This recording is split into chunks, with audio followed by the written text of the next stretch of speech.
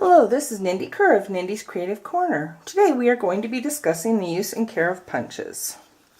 When we store our punches, especially with this style, which I really enjoy, you close them like this, slide up the thing to the top, and you can stand it like that to store it. Likewise, when you open it, you need to remember to push down or it's not going to work. You slide your cardstock through here.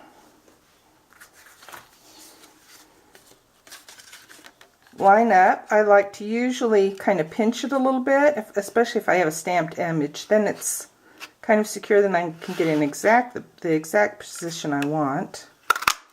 And punch. And I do generally punch upside down, even if it's just plain cardstock.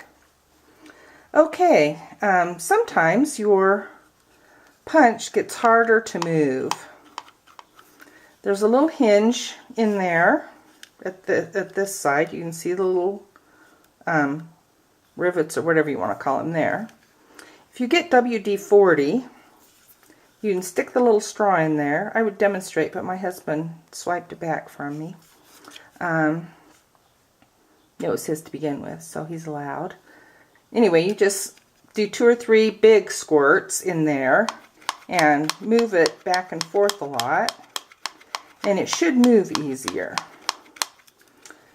For well-used punches, sometimes they get so they're not cutting the nice clean edges. They're getting kind of raggedy. Well, there's 2 things you can do with those to sharpen up your punch. Get a piece of foil, and I usually fold it wide enough for the punch to go through, plus a little extra.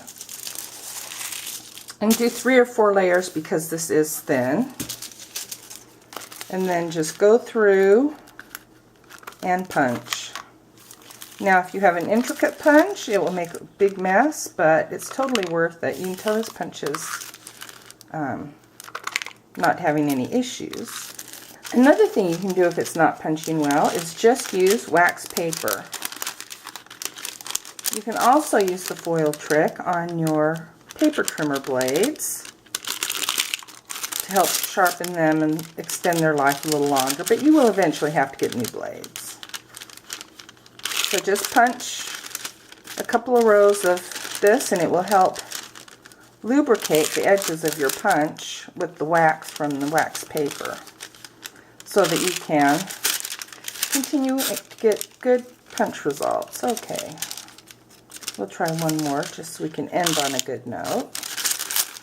Well, anyway, so keep punching, and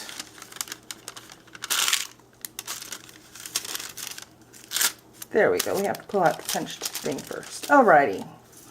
So there you go. There's some ways to help keep your punches in good working order.